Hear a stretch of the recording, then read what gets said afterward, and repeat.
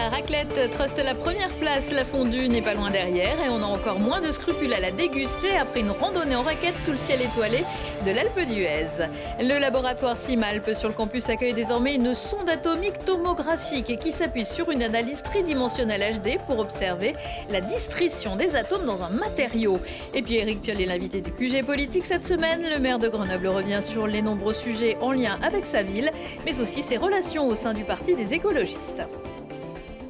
Bonsoir à toutes et à tous, ravi de vous retrouver dans ce JT du vendredi 28 février 2025. Du lundi au vendredi à partir de 18h, l'essentiel de l'actualité du Grand Grenoble. Ils se souviendront longtemps de leurs vacances alors que ce vendredi soir débute la dernière semaine de congé d'hiver de la dernière zone, la A, celle des Grenoblois. Des vacanciers de Montreuil en Seine-Saint-Denis vont rentrer chez eux avec une sacrée histoire à raconter. Sur 228 participants d'une colonie de vacances au Collet d'Alvar, 111 dont 101 enfants âgés de 6 à 14 ans ont été pris de vomissements et de maux de tête dans la nuit de jeudi à vendredi. Vers 23h30, une cinquantaine de sapeurs-pompiers sont alors intervenus. Aucune hospitalisation n'a été nécessaire. Des représentants de l'Agence régionale de santé se sont rendus sur place dans la journée. L'hypothèse de l'intoxication alimentaire est pour l'instant privilégiée. Si cette nouvelle ne vous a pas donné des hauts le cœur, que diriez-vous d'une petite fondue ? À l'Alpe d'Huez, on peut par exemple aller déguster une fondue au fromage, bien sûr, dans un igloo. L'idéal pour se réchauffer après une balade en raquette sous les étoiles.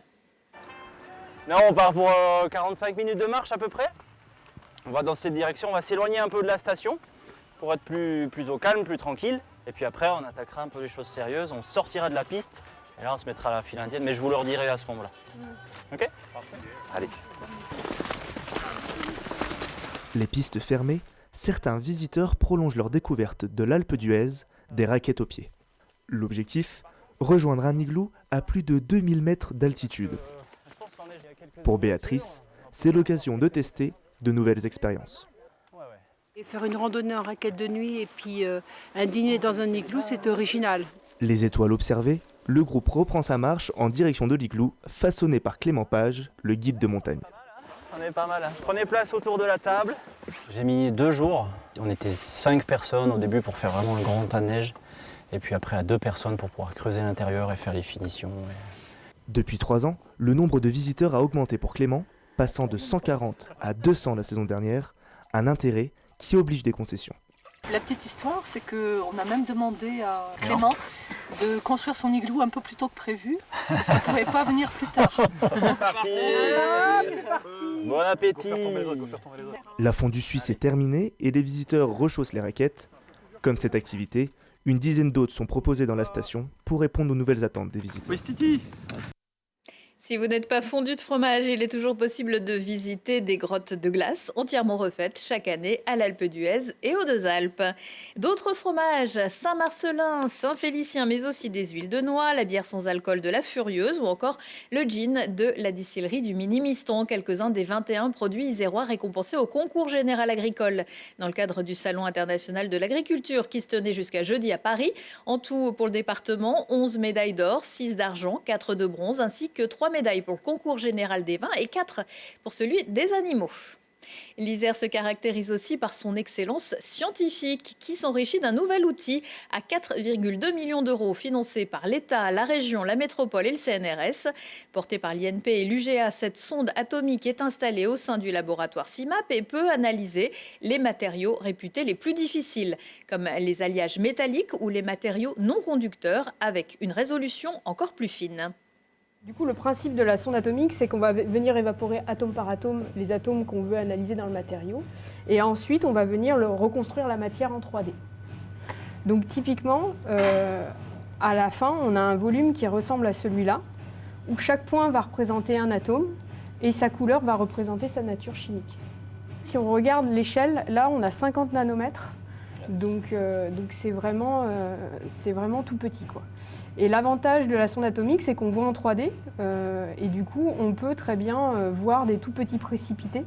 Donc les précipités, c'est un peu comme si on avait des grumeaux en cuisine, quoi. Mieux caractériser les objets, ça va permettre de mieux comprendre ce qui se passe, les mécanismes qui se passent au niveau des objets, et donc de pouvoir voir qu'est-ce qui va se passer quand ils vont vieillir dans le temps, ou pouvoir avoir un matériau avec des nouvelles propriétés ou ce genre de choses. Il y a des projets, nous au laboratoire ici, on travaille beaucoup sur la métallurgie, on s'intéresse à la durabilité, comment faire durer les matériaux le plus longtemps possible. Et donc on s'est intéressé justement à la distribution des espèces chimiques, comment elles variaient pendant le vieillissement des matériaux en service. Et on travaille aussi sur les problématiques de recyclage pour voir où se trouvent les impuretés de recyclage dans le matériau une fois qu'on a recyclé un matériau et qu'on essaye de le réutiliser.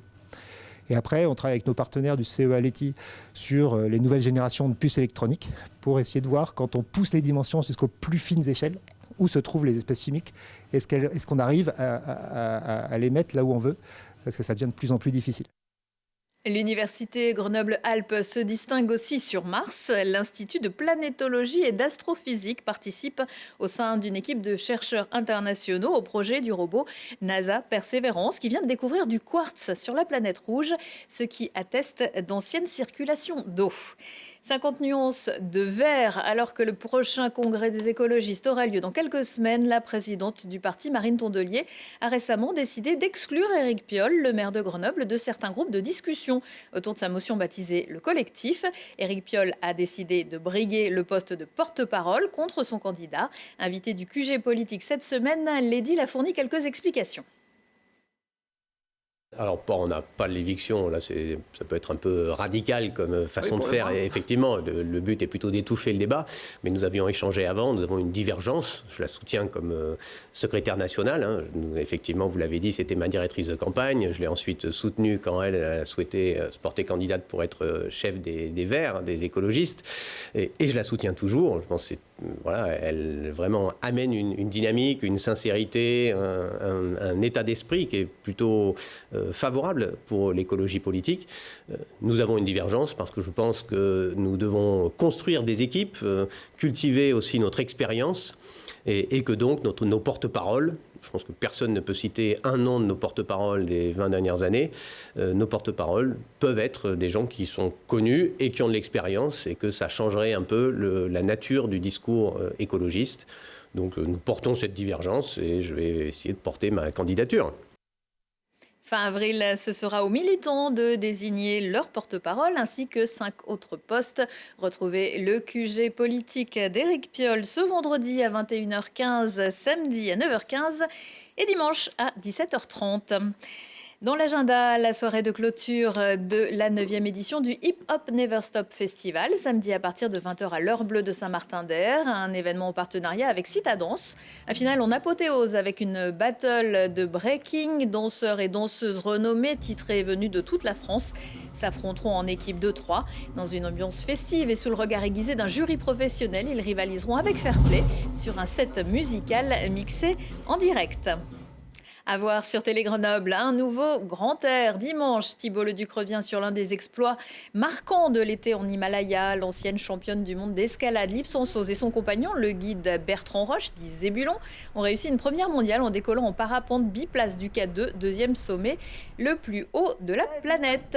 Et quant au chamonniard Vivian Bruchez, grand spécialiste de pente raide, c'est sur les 4000 mètres des Alpes qu'il s'est lancé un défi inédit, les descendre tous à ski, 82 sommets qu'il enchaîne à sa façon avec différents compagnons de cordée, dont le Savoyard Mathieu Navillo, qui sera également présent sur le plateau de cette émission. Aujourd'hui, dans Si on parlait, on découvre une des plus belles équipes de rugby de la région. Les Fabulous rassemblent depuis 2017 à Cessin des joueurs porteurs d'un handicap mental ou psychique.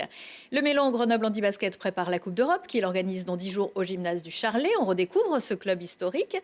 Et puis les Détours de Babel préparent leur édition anniversaire, le 15e. Le festival gomme les frontières et explore les cultures en empruntant des chemins musicaux peu communs. Retour de l'actu dans 1 heure et en replay sur télégrenoble.net à suivre la météo de votre week-end. Un peu de nuages, mais ça reste clément. Belle soirée à tous.